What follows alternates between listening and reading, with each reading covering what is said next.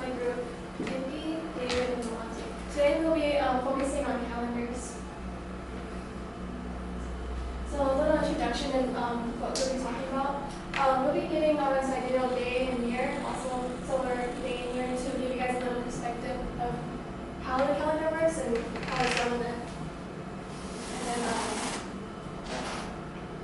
And then Indy will be talking about the Julian calendar, and then David will be talking about the Gregorian calendar.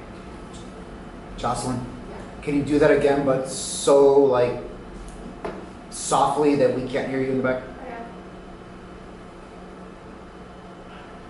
So, a little introduction of what we'll be talking about today. We'll be hitting sidereal day and sidereal year, which I'll be talking about. Louder. And then we'll be talking about solar day and solar year, which Alonso will be covering. We'll be also hitting Julian calendar. Indy will be talking about that, and Gregorian calendar, Dave will be hitting that topic. So, starting off, days. Do you guys know what a day is like? Or what you guys casually think of when a day is spent?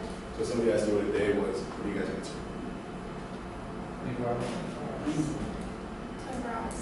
So typically the answer would be a 24-hour period. When asked, that's what people usually think of.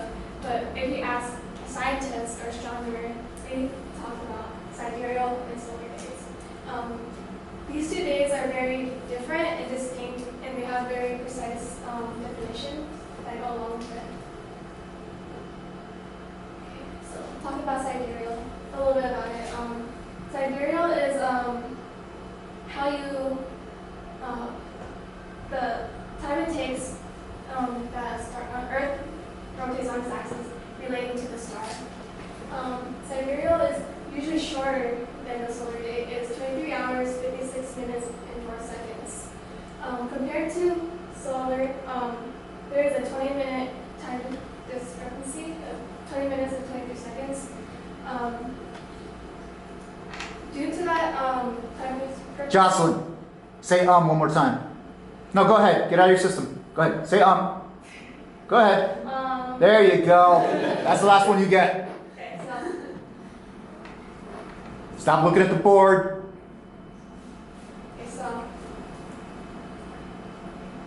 so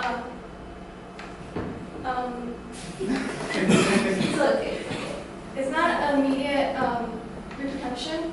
There's nothing that affects it right away, the time difference, but astronomers should take note of it because it does affect it in the long run, and they are able to tell the differences of what happens in space or how it affects the Earth.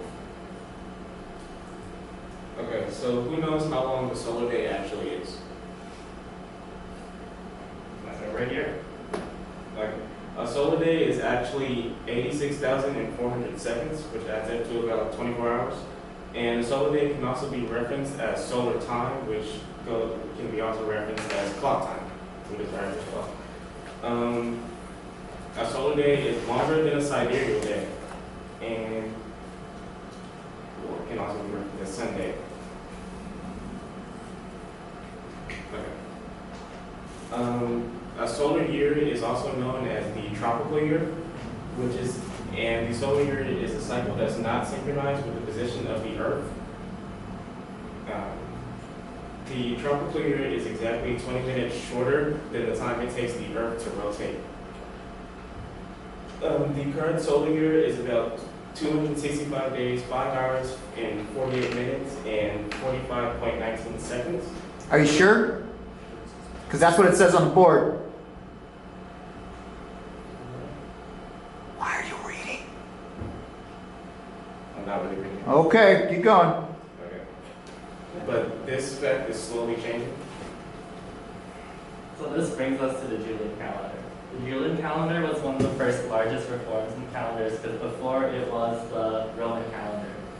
And it was implemented in 46 BC by Julius Caesar, which is about like 2,600 years ago. And this was the predominant calendar in the Roman world, most of Europe and the Americas. But it took a while for many of these people to adopt it. Caesar accommodated the solar year by adding a leap year every 4 years. As it is noted that the full solar year is about 365 days and 5 hours. The Julian calendar implements this by allowing 365 days, 0.25 days in a year, and adding a leap year. So what is a leap year? A leap year is what we added to the Julian calendar to implement the discrepancy in what a solar year is. So every 4 years we add an extra day to the end of February to keep that aligned. And then the leap year name got because every single year normally days progress by 1 weekday, as in 2017 December it was on Monday, 2018 it will be on a Tuesday, 2019 it will be on a Wednesday, but on 2020, which is a leap year, it will skip over Thursday and Christmas will be on a Friday. So there are errors in the Julian calendar as it is not exact. So the exact day of the Julian calendar is 365 days and a fourth of a day.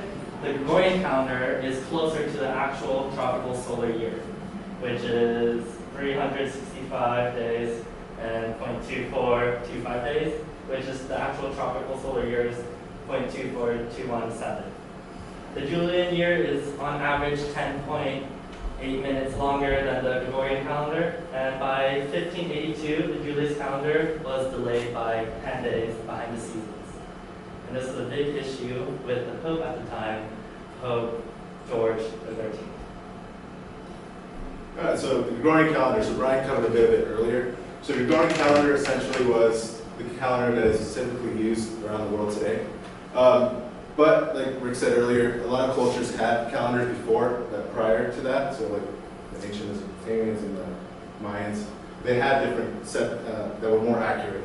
So the original Gregorian calendar was initially made to change the date of Easter.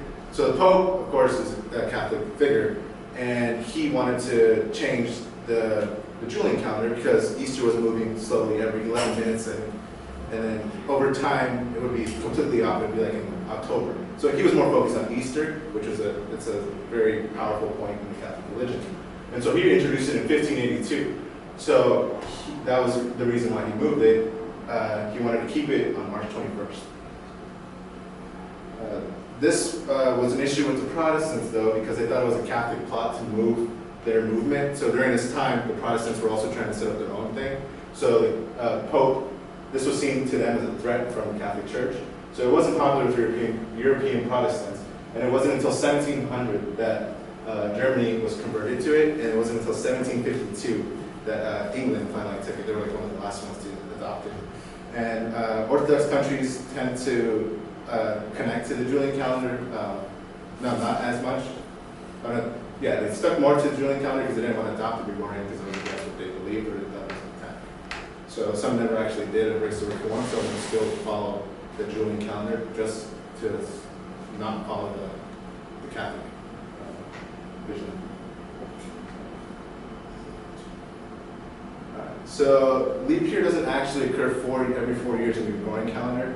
So the Pope had the issue, so he went to Aloysius Lilius, which has like one of the most nerdy Italian scientist names ever, and he told him that he wanted a formula to change his day. So he wanted to keep Easter. So Aloysius Lilius went out and he made a whole formula showing how he could fix this issue. And so the formula will be in the next slide. And we'll show it, we're breaking it down right now as a pseudocode. And so this is courtesy of Indy, so you can cover it. Okay, so the Gregorian calendar is more accurate to the tropical solar year because Lilius noticed that it is every 3 centuries, it will be a day ahead. So every 3,116 years, the Gregorian calendar will be off by 1 year. And Stop. Bad math. Do it again. Okay, Gregorian calendar.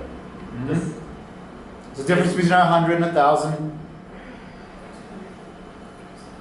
Go ahead. 3,216. You said centuries, though, right? Yeah. How much is a century? 1,000. Which one? No.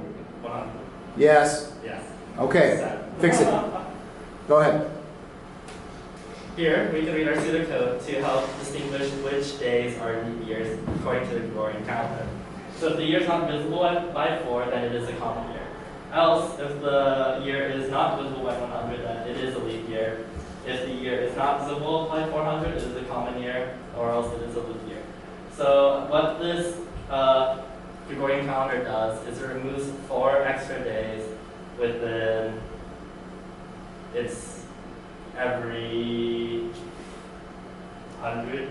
No. But to make it more accurate in following a solar year. Are you sure? Yes. This is your math, right? Yeah. Okay. Which is, But it's your pseudocode, right? that's true. Yes. Okay. But there's an issue with it anyways, regardless. Yeah. So 26 seconds. So Lily's method was off by 26 seconds. It wasn't actually correct. So by the year 4909, the calendar will be a full day ahead of the solar year. So you gotta let your great grandkids know and put that in a memo because that's going to be an issue. So next slide. Okay, and Britain's adoption of the Gregorian calendar sparked riots. That's a question. And so according to the accounts, England did not accept the change peacefully. They were very set on their religion and they didn't want to change what they normally did. So they did not want to accept it. So people started saying that there were riots on the streets, they were killing people, they were taking over, like looting stuff. So this was considered to never actually have happened though. It's actually something that is a story. So it's like, but on the other side of the ocean, Benjamin Franklin welcomed this change and said it's pleasant for an old man to be able to get up, go to bed on September 2nd, but not have to get up on September 14th. So they didn't really care. They left England for a reason. So, and so next slide. And so before the Gregorian calendar's adoption, the English New Year began on March 25th or Lady Day. So before that, so England had the Julius calendar, but they were like, no, that's when the Middle Ages happened. And they started messing up with their calendar, they started going to the religious aspect of it and setting all their dates to religious centerpieces like Christmas, the birth of Jesus. And the start of their year was moved to the celebration of the Day of the Virgin Mary, which is March 25th, also known as Lady Day. And this was all changed when the Gregorian calendar was finally accepted in 1752. So in conclusion, just as a real short recap, we talked about the fantastic real day, solar day, and then Julian and Gregorian. That's our presentation. Questions?